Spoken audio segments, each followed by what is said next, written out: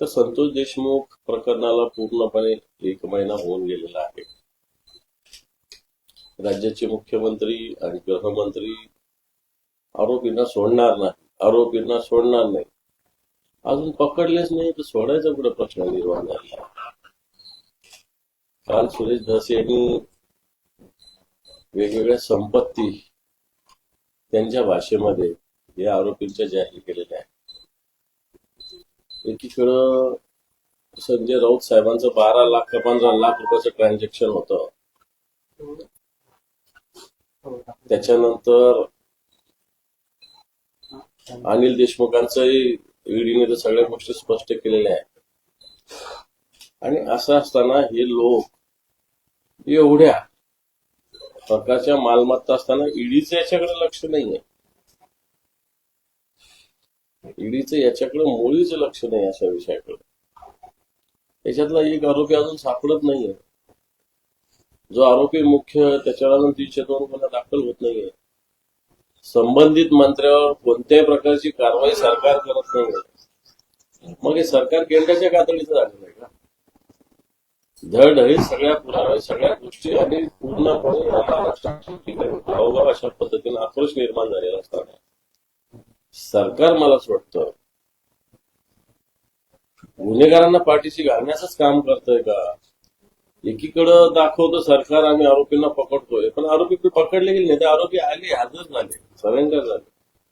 त्यामुळे सरकारच्या या सगळ्या भूमिकेविषयी हे साशंकता निर्माण झाली. जो पब्लिक क्राय मला वाटतं हा ओसरला की आरोपींना रिलीज करायचा अशा पद्धतीनं भूमिका काही प्रकरणात सरकारने मागच्या काळात घेतलेली तशीच भूमिका या प्रकरणात आहे की काय अशा प्रकारची शंका निश्चित सगळ्यांच्या मनात आहे.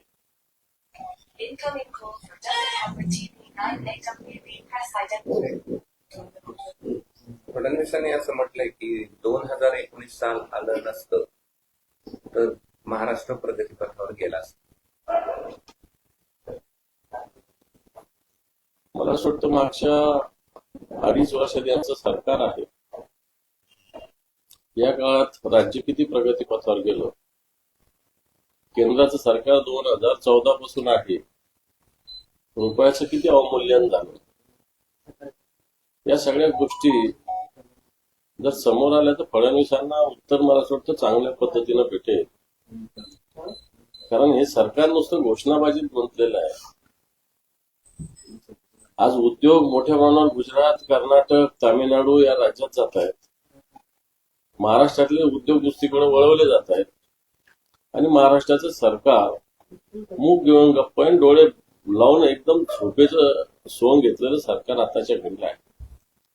आणि म्हणून या सगळ्या गोष्टी बोलाचीच कडेन बोलाचाच भाग आहे. 2019, 20, 21 कोविडच्या काळात सुद्धा जे सरकार महाराष्ट्रात होतं बाकीच्या ठिकाणी उद्योग बंद होते, परंतु महाराष्ट्रात हे उद्योग सुरू राहिले आणि महाराष्ट्र देशाच्या प्रमाणाचा विचार केला तर निश्चित प्रगतीपथावर राहिले.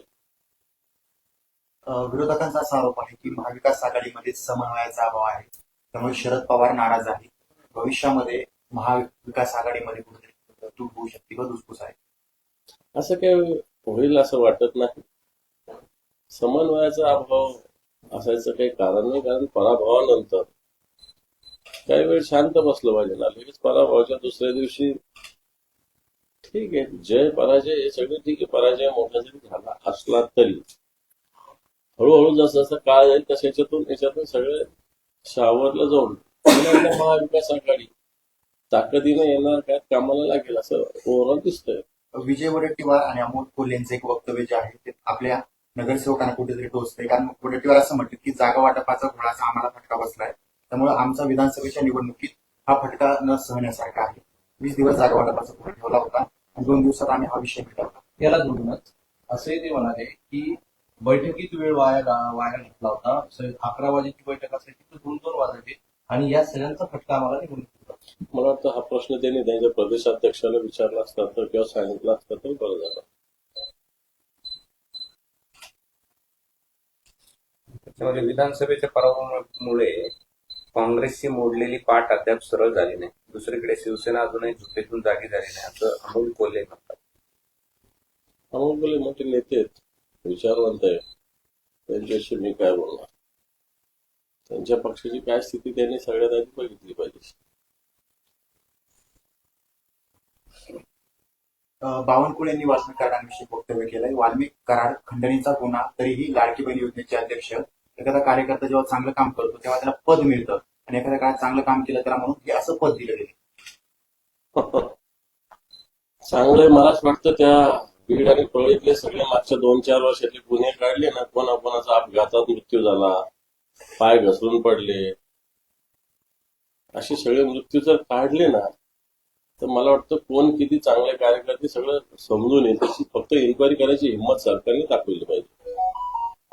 पुण्यातील गुन्हेगाराच्या घटनाक्रमावरून अजितदादांकडून आयुक्तांवर टीका करण्यात आली आहे. जमत नसेल तर आम्हाला सांगा, आवेगाबाहेरचा विषय असेल तर आम्ही तो हाताळू आणि अधिकारी बदलू.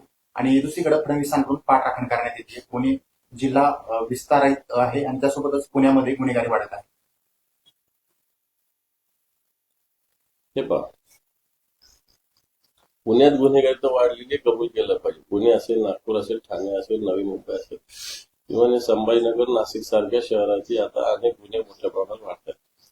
आता गुन्ह्याचं प्रमाण असं झालेलं आहे की गुन्हा म्हणजे अतिशय त्याला आता लोकही, सरकारही, प्रशासनही लाईटली घेतं. मग ड्रग्ज असेल, मर्डर्स असेल, फसवाफसवी असेल, त्याला अतिशय सहजपणे घेतलं जातं. भावना मेल्यासारखी स्थिती आत्ताच्या घडीला घडलेली आहे. गुन्हा घडल्यावरच कोणालाही काही या टस का मस होत नाही अशा प्रकारची स्थिती झालेली आहे.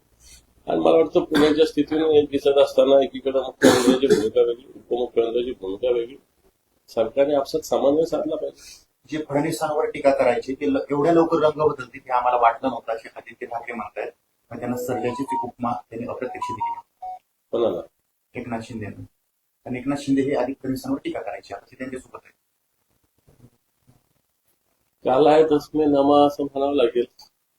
काळ बदलतो तशा भूमिका बदलत असतात, तशा भूमिका त्यांच्या बदललेल्या. रायगडचं पालकमंत्रीपद माझ्याकडे असावं सगळ्यांचं म्हणणं आहे असं गोगावले म्हणतात. आणि रायगडचं पालकमंत्रीपद मला मिळेल असं मला वाटतंय. गोगावलेंचा हा विश्वास आहे. कोणाकोणाचे विश्वास काय काय कशी सार्थ करतात आता मला वाटतं कोणाच्या हातात काही राहिलेलं नाही. मुख्यमंत्री निर्णय घेतील, काही याची चर्चा होणार नाही. मुख्यमंत्री ठरवतील, ज्याला जे मिळेल ते त्याला घ्यावं लागेल. पक्षातील प्रमुख पदांवर बदल करा अशी मागणी पदाधिकाऱ्यांनी शरद पवारांकडे केली आहे. म्हणजे पाटलांची प्रदेशाध्यक्ष पदावरून बदली करण्याची मागणी यावेळी करण्यात आली. त्यांच्या पक्षाचा अंतर्गत विषय आहे तो. राष्ट्रवादी काँग्रेस, शरद पवार पक्षाचा अंतर्गत पक्ष कोण प्रदेशाध्यक्ष असो आणि कोण काय असो, हा त्यांचा पक्ष आहे. मनोज जरांगे पाटील यांचं एक विधान होतं की त्यांना घरात घुसून मारा, त्यानंतर आंदोलनं पाहायला मिळत आहेत. तर अशी विधानं केल्याच्या नंतर कुठेतरी अशांतता निर्माण होती. नाही, घुसून मारा वगैरे म्हणजे मग ते तसे आपण होणं हे काही गरजेचं नाही. लोकशाही मार्गाने प्रतिक्रिया देणं हे काही वावगं नाही. फक्त त्याच पद्धतीने प्रतिक्रिया दिली पाहिजे. घुसून मारा वगैरे हे सगळे विषय मग ते जसं वागतं तसंच आपण वागलो, मग त्याच्यात आपल्यात काही फरक असला पाहिजे असं मला तरी वाटतं. राज्यात कायदा सुव्यवस्थेचा प्रश्न निर्माण झालाय. पुण्यामध्ये कोयता गँग, नंतर आता कोल्हापुरातही कोयता गँग पाहायला मिळतात. संभाजीनगरात सुद्धा काल एका जणांना किडनॅप केलं होतं. ही परिस्थिती आहे. सगळ्या राज्यात कायदा सुव्यवस्था स्थिती पूर्णपणे हाताबाहेर गेलेली आहे. गुन्हा घडणं हे आता असं नॉर्मल वाटतो. आधी एखादा घटना घडली तर ती अबनॉर्मल वाटायची, परंतु मला असं वाटतं आता माणसाच्या, प्रशासनाच्या, पोलिसांच्या भावनाच मिळाल्या. मुंबईमध्ये प्रदूषण वाढलंय.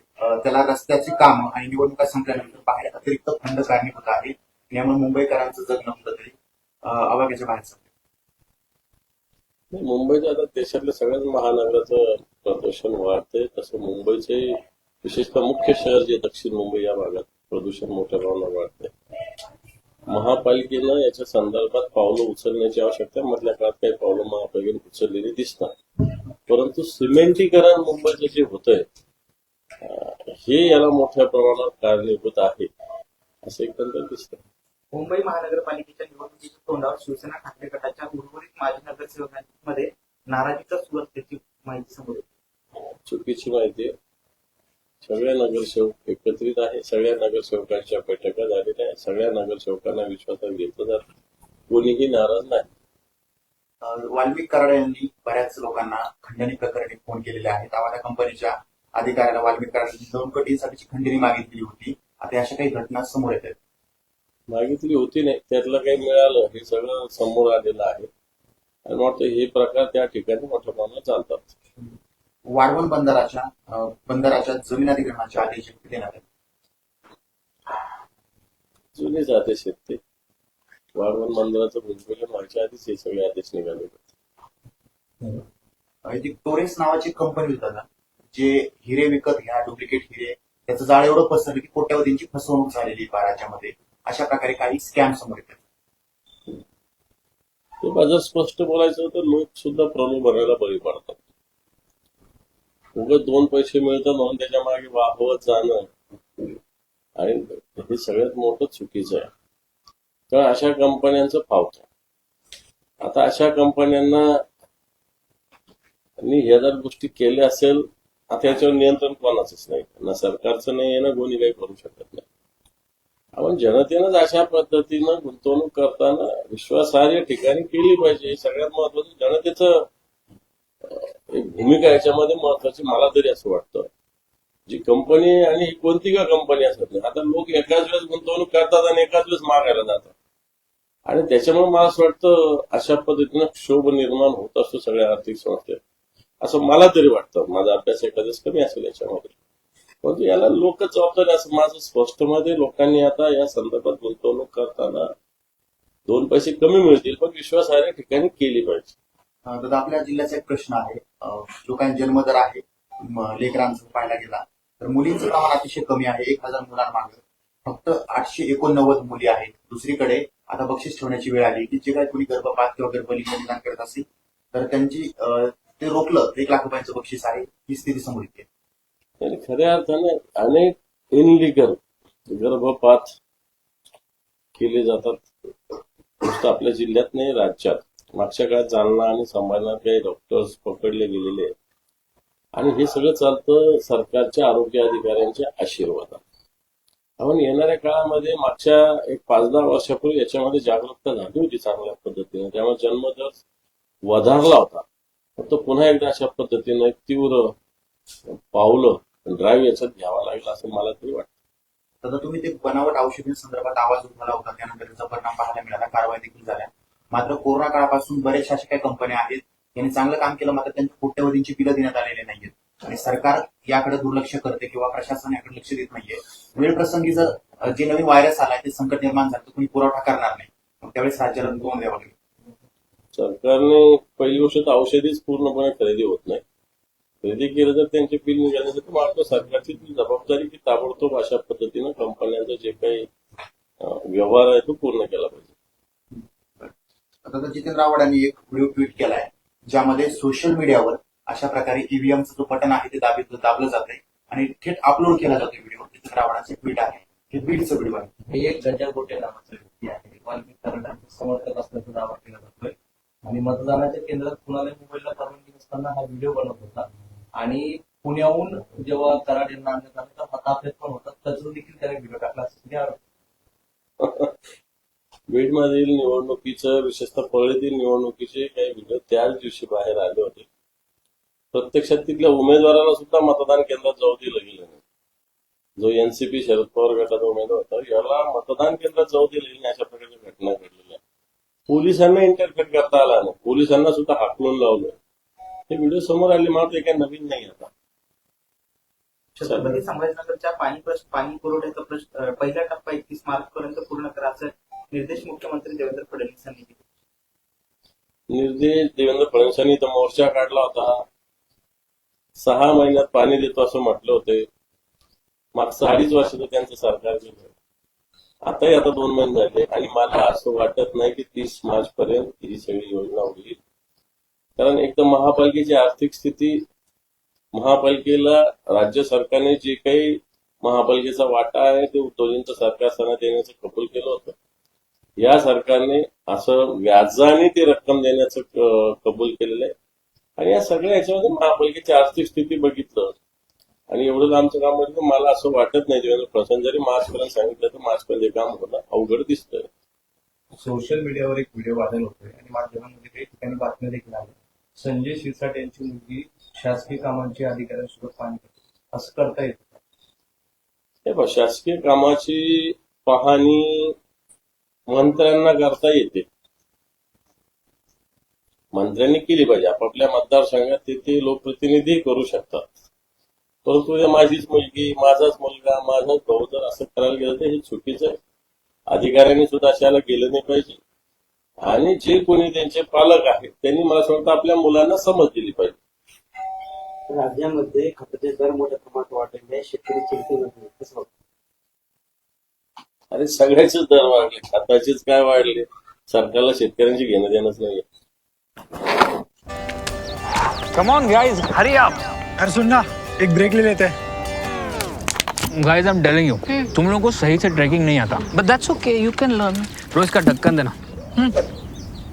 ये रेड वाला है, सही वाला देना. अबे ढक्कन, पहले तो सही पानी पीना.